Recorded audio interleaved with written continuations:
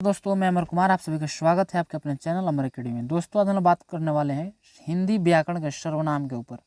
ठीक है, सर्वनाम जो कि सब कोई जानता है, सर्वनाम जो है वो काफ़ी ज़्यादा इम्पोर्टेंट है। हालांकि क्लास 10th 12th और कॉम्पिटिटिव एग्ज़ाम के लिए वो काफ़ी ज़्यादा इम्पोर्टेंट है। ठीक है, तो इसके ऊपर हम लोग बात करना सर्वनाम को। तो सर्वनाम कहते हैं कि इसको देखते हैं। तो कह रहा है कि जिन शब्द का प्रयोग संज्ञा के स्थान पर किया जाता है उन्हें सर्वनाम कहते हैं। सटीक आसान तरीका से यही शब्द ठीक है कि जिन शब्द का प्रयोग संज्ञा के स्थान पर किया जाता है उसे सर्वनाम कहते हैं। ठीक है, देखिए आगे हम लोग पढ़ते हैं। तो सर्वनाम के 6 भेद होते हैं। 6 भेद बने कहने का मतलब हुआ कि सर्वनाम 6 प्रकार का होता है। ठीक है, आइए इसके बाद हम लोग बात करते हैं कि आखिरकार सर्वनाम 6 प्रकार का होता है। तो सर्वनाम कौन कौन सा होता है। ठीक है, तो देखिए पहला है पुरुषवाचक सर्वनाम, 2 नंबर है निश्चयवाचक सर्वनाम, 3 नंबर है अनिश्चयवाचक सर्वनाम, 4 नंबर है निजीवाचक सर्वनाम, 5 नंबर संबंधवाचक सर्वनाम और 6 नंबर है प्रश्नवाचक सर्वनाम। ठीक है, और हम लोग पुरुषवाचक सर्वनाम, निश्चयवाचक सर्वनाम, अनिश्चयवाचक, निजीवाचक, संबंधवाचक और प्रश्नवाचक सर्वनाम सबके बारे में थोड़ा बहुत डिटेल्स देखेंगे हम लोग, और आसानी से इतना प्रयास करेंगे कि सटीक तरीका में आसानी से याद हो जाए, ताकि हम लोग आने वाले एग्जाम में किसी भी प्रकार की कमी न हो। ठीक है, आइए इससे बात करते हैं पुरुषवाचक सर्वनाम के ऊपर। तो पुरुषवाचक सर्वनाम कहता है कि जिस सर्वनाम का प्रयोग वक्ता अपने लिए, श्रोता के लिए एवं किसी अन्य के लिए करता है, पुरुषवाचक सर्वनाम कहलाता है। ठीक है, मतलब कि जिस सर्वनाम का प्रयोग वक्ता अपने लिए या श्रोता के लिए एवं किसी अन्य के लिए करता है उसे पुरुषवाचक सर्वनाम कहते हैं। चलिए आगे बढ़ते हैं हम लोग। इसके बाद से देखिए पुरुषवाचक सर्वनाम जो है कि 3 प्रकार होते हैं पुरुषवाचक सर्वनाम। ठीक है, पुरुषवाचक सर्वनाम मुख्यतः 3 प्रकार होते हैं। पहला है उत्तम पुरुष, दूसरा है मध्यम पुरुष और तीसरा है अन्य पुरुष। ठीक है, चलिए आगे हम लोग पढ़ेंगे अब। जैसे देखिए उत्तम पुरुष में कहता है मैं, मुझे, हम, हमें, और मध्यम पुरुष कहता है तू, तुम, तुम्हें, आप। ठीक है, फिर इसके बाद अन्य पुरुष कहता है कि वह, उसे, उन्हें और वे। ठीक है, देखिए इसमें हम लोग देखेंगे कौन उत्तम पुरुष है, कौन मध्यम पुरुष है, कौन अन्य पुरुष है। ठीक है, तो इसको देखिए कह रहा है कि मैं चुटकुला सुनाऊंगी, ये हो गया उत्तम पुरुष। तुम क्या कर रहे हो, मध्यम पुरुष कहलाता है। वह कहाँ चला गया, ये अन्य पुरुष कहलाता है। ठीक है, तो आप लोगों को इसको याद रखने के लिए केवल ये याद रहना चाहिए कि उत्तम पुरुष में जो भी आएगा, जो भी शब्द बनेगा वो मैं, मुझे, हम, हमें से बनेगा। मतलब कि केवल मेरे लिए मैं या मुझे या हम या हमें। ठीक है, देखिए मध्यम की बात करें तो तुम, तू, तुम्हें, आप, दूसरे व्यक्ति के लिए। ठीक है, जैसे मान लीजिए एक व्यक्ति यहाँ है, दूसरा व्यक्ति यहाँ है और तीसरा व्यक्ति यहाँ है, तो ये हम हो गए फर्स्ट पर्सन, ये सेकेंड पर्सन और ये थर्ड पर्सन। ठीक है, तो मैं जब भी बात करूंगा तो अपने लिए मतलब अपने ही पक्ष में करता हूँ। सेकेंड वाला भी जो भी बात करता है तो अपने ही पक्ष में करता है। उसी प्रकार से अगर दोनों मिल करके किसी अन्य के बारे में मतलब कि अन्य के बारे में बात कर सकते हैं, लेकिन इन दोनों के नज़र में ये अपना भलाई चाहता है, ये अपना भलाई चाहता है, और दूसरे की बुराई अच्छे से करते हैं, कोई भी हो।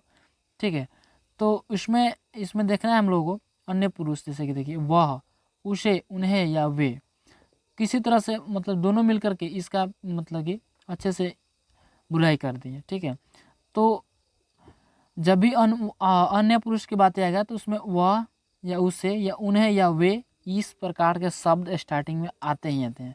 ठीक है, चलिए इसके बाद हम पहचानेंगे। कहता है कि मैं चुटकुला सुनाऊंगी। मान लीजिए कोई स्त्री है, कोई लेडीज़ है जो कि बोल रही है कि मैं चुटकुला सुनाऊंगी, तो अपने हित में बोल रही है, तो मतलब कि वो हो गया उत्तम पुरुष। ठीक है, अगर कह रहा है कि दूसरा है कि तुम क्या कर रहे हो, तुम क्या कर रहे हो, तो मैं जाहिर सी बात है कि मैं पूछूंगा दूसरे ही से ना कि तुम क्या कर रहे हो। ये तो मैं नहीं पूछूंगा कि यार मैं क्या कर रहा हूँ। हाँ, मन में हो सके पूछ सकता हूँ, लेकिन मैं इस तरह से बोल नहीं सकता हूँ, ये मतलब कि वाक्य गलत हो सकते हैं। तो जब मैं दूसरे के बारे में बोल रहा हूँ तो ये हो जाएगा मध्य पुरुष, मतलब कि मध्यम पुरुष। ठीक है, और पूछ रहा है कि वह कहाँ चला गया, तो ये अन्य की बात हो रही है, किसकी? ना मेरी हुई, मतलब कि ना उत्तम पुरुष को हुआ ना मध्यम पुरुष को, ये दोनों ने मिल करके तीसरे को क्या क्या कर रहे हैं? बुराई कर रहे हैं। तो इस प्रकार से आप जो है कि इसको याद रख सकते हैं। ठीक है, चलिए इसके बाद से बात करते हैं निश्चयवाचक सर्वनाम। तो निश्चयवाचक सर्वनाम के बारे में बात करने से पहले यहाँ पर ये जो समझ लीजिए एक प्रकार ट्रिक है, इसमें जब भी आएगा तो यह, वे, वह और वे, ठीक है, इस प्रकार के शब्द आएंगे। जैसे मान लीजिए कि जिस सर्वनाम से निकट या दूर का निश्चयात्मक बोध हो उन्हें निश्चयवाचक सर्वनाम कहते हैं। जैसे यह मेरी पुस्तक है, वे मेरा मित्र है। इस प्रकार का अगर आए तो आप लोग समझ सकते हैं कि यह निश्चयवाचक सर्वनाम है। ठीक है, चलिए इसके बाद से बात करते हैं अनिश्चयवाचक सर्वनाम पर। तो कह रहा है कोई, कुछ और कहीं। जिस सर्वनाम शब्द का प्रयोग किसी अनिश्चय वस्तु, व्यक्ति, स्थान तथा स्थान के लिए किया जाता है उसे अनिश्चयवाचक सर्वनाम कहते हैं। जैसे में उसे अनिश्चयवाचक सर्वनाम कहते हैं। ठीक है, जैसे में मुझे कुछ खाना है, जैसे बोल दिए कि मुझे कुछ खाना है, या वह अचानक कहीं चला गया। ठीक है, चलिए इसके बाद से हम लोग बात करने वाले हैं निजीवाचक सर्वनाम। तो निजीवाचक सर्वनाम, निजी शब्द से आप लोगों को लग रहा होगा कोई कोई अपना है, निजी। ठीक है, चलिए तो करेंगे स्वयं, खुद, अपने आप। जिन सर्वनाम शब्द का प्रयोग कर्ता के साथ अपनेपन का बोध कराने के लिए किया जाता है उसे निजीवाचक सर्वनाम कहलाता, मतलब ये कहते हैं। ठीक है, चलिए आगे इसके बारे में पढ़ते हैं, जिसका उदाहरण है कुछ। जैसे कह रहा है कि इस सवाल का हल अपने आप निकालें, वह मेरी सारी बात खुद समझ जाएगा। ठीक है, बहुत अच्छा है। देखिए निजीवाचक सर्वनाम में से बोल रहा है कि स्वयं, खुद, अपने आप। जैसे मैं अपने आप, अपने से कुछ बोल रहा हूँ कि मैं कल गोपालगंज गया था, ऐसे बोल दिए, मैं कल गोपालगंज गया था। तो ये कौन गया था भाई? तो मैं गया था, यानी कि निजी है, अपना है, मैं खुद का बोल रहा हूँ, यानी कि निजीवाचक सर्वनाम है। ठीक है, चलिए इसके बाद है संबंधवाचक सर्वनाम। संबंधवाचक सर्वनाम है तो इसमें जैसे कि वैसे, जो, वो, सो, जो, रो, मतलब ये सब आएगा। तो इसमें जो है कह रहा है कि जिन सर्वनाम शब्दों द्वारा वाक्य में व्यक्ति अन्य सर्वनाम शब्दों से संबंध दर्शाया जाता है उसे संबंधवाचक सर्वनाम कहते हैं। जैसे जैसा करेगा वैसा भरेगा। ठीक है, जैसे, वैसा, ज्यों त्यों, ये सब जब शब्द आए तो बोलना है संबंधवाचक सर्वनाम है। यानी कि ये शब्द आया कि जैसा करेगा वैसा भरेगा, यानी कि जरूर इन दोनों में कुछ ना कुछ संबंध है, तभी ऐसा आ रहा है। ठीक है, तो संबंध है, यानी कि बोल सकते संबंधवाचक सर्वनाम है। जो होना था सो हो गया। अगर कोई व्यक्ति बोल रहा है कि जो होना था सो हो गया, यानी कि जरूर कुछ संबंध है, तभी ना बोल रहा है ऐसे, तो ये समझ सकते हैं संबंधवाचक सर्वनाम है। ठीक है, आगे चलिए हम पढ़ते हैं कि प्रश्नवाचक सर्वनाम के बारे में। तो प्रश्नवाचक सर्वनाम क्या कहता है?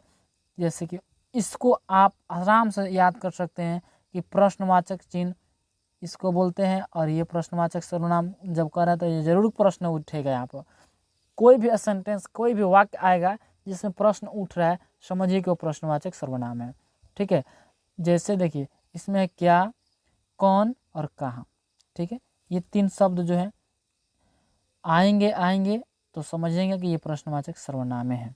करेगा जिन सर्वनाम शब्द का प्रयोग किसी वस्तु, व्यक्ति या स्थान के बारे में प्रश्न पूछने के लिए किया जाता है उन्हें प्रश्नवाचक सर्वनाम कहते हैं। जैसे कि मैंने पूछ दिया कि क्या आप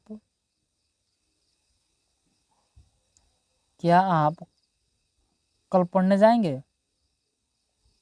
क्या आप कल पढ़ने जाएंगे? अगर पूछ दिए ऐसे तो इसमें जो है कि ज़रूर है कि क्वेश्चन मार्क लगेगा ऐसे, तो लग रहा है, यानी कि समझिए कि क्वेश्चन उठ रहे हैं यहाँ पर, तो ये प्रश्नवाचक सर्वनाम है।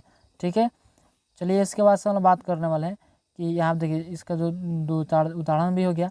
कह रहा है कि आप क्या पढ़ रहे हैं, यहाँ प्रश्नवाचक लगा हुआ है, तो मतलब कि ये प्रश्नवाचक सर्वनाम है। आप कहाँ जाएंगे, ये भी प्रश्नवाचक सर्वनाम है।